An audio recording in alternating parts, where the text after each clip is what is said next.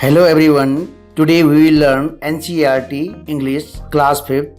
Robinson Crusoe discovers a footprint. Robinson Crusoe's ship had been destroyed by the sea. Robinson Crusoe का जहाज समुद्र के द्वारा नष्ट हो गया था. He had been alone for many years and longed for company. वह कई वर्षों के लिए अकेला हो गया था और उसने किसी के साथ पाने का इंतजार किया. One day he discovers a footprint on the sand. एक दिन उसे रेत पर एक पदचिन्ह का पता चलता है. Let's find out what he did then. चलो देखते हैं फिर उसने क्या किया. One day when I was going towards my boat, I was surprised to see the footprint of man on the sand. एक दिन जब मैं अपनी नाव की तरफ जा रहा था तो रेत पर एक मनुष्य के पैर के निशान देखकर मैं आश्चर्य में था. I stood amazed. मैं चकित खड़ा था. I listened. I looked around me. मैंने सुना. मैंने अपने चारों ओर देखा.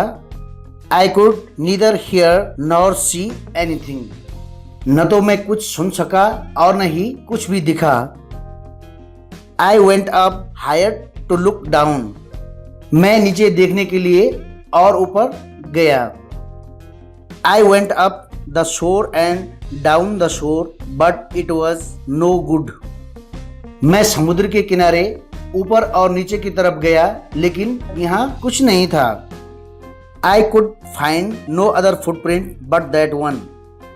लेकिन मैं उस एक पद चिन्ह के अलावा कोई दूसरा पद चिन्ह नहीं पा सका. I went to again to see if there were any more footprints and to feel it had been my imagination. मैं यह देखने के लिए फिर गया कि शायद उधर कोई अन्य पद चिन्ह थे और यह जानने कि यह मेरी कल्पना थी. But I was not mistaken, for there was exactly the footprint of a foot, as toes, heel, every part of a foot. लेकिन मैं गलत नहीं था क्योंकि वहाँ वास्तव में एक पैर का निशान था जिसमें पैर की उंगलियां, एड़ी, पैर का हर भाग था. I stayed a long time thinking but became more and more confused. मैं लंबे समय तक सोच रहा था लेकिन और अधिक भ्रमित हो गया.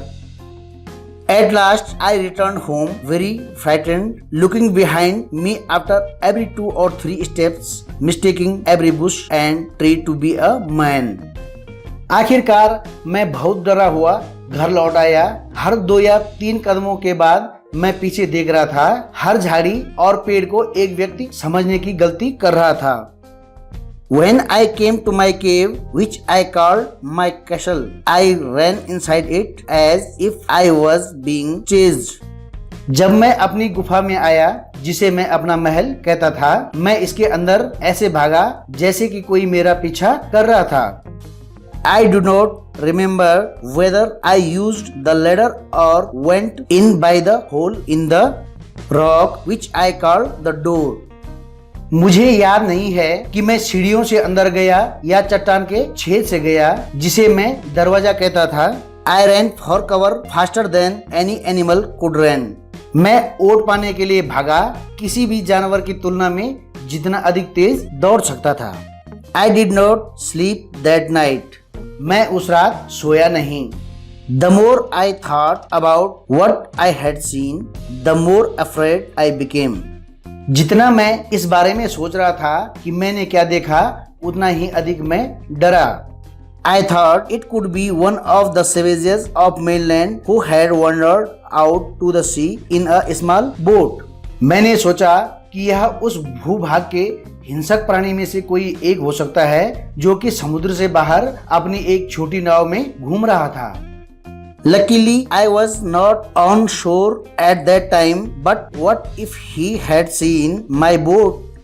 सौभाग्य से मैं उस तट पर नहीं था, लेकिन क्या उसने मेरी नाव को देखा था? If he had seen the boat, he would have realized that someone lived on the island and would soon return with others to kill and eat me. अगर उसने मेरी नाव को देखा होगा तो उसे एहसास हुआ होगा कि कोई इस द्वीप पर रह रहा था और जल्दी ही मुझे मारने के लिए अन्य लोगों के साथ लौटेगा और मुझे खा लेंगे। एंड सो आई ले fearful for many days and prayed for protection। और इसलिए मैं कई दिनों तक भयभीत रहा और सुरक्षा के लिए प्रार्थना की। In doing so, I was much comforted and began going out to investigate। ऐसा करने में मैं अधिक चैन से था और मालूम करने के लिए बाहर निकलना शुरू कर दिया। But even now, as I went forward, I looked behind me frequently because I was still very frightened। लेकिन अभी भी जैसे ही मैं आगे बढ़ता, मैं अक्सर अपने पीछे देखता क्योंकि मैं अभी भी बहुत डरा हुआ था। However, as I went about for 2 or 3 days and saw nothing, I became a little bolder। हालांकि मैं 2 या 3 दिनों तक गया और कुछ भी नहीं देखा तो मैं थोड़ा निर्भीक बन गया। I decided to go down to the shore again and examine the footprint once more। मैंने फिर से तट पर जाने का फैसला किया और एक बार फिर पद चिन्ह की जांच की। I decided to measure it with my own footmark। मैंने इसे अपने पैर के निशान के साथ मापने का फैसला किया। As I came closer to the footprint, I realized that it could not be my footprint because I had not come to this part of the beach since a long time।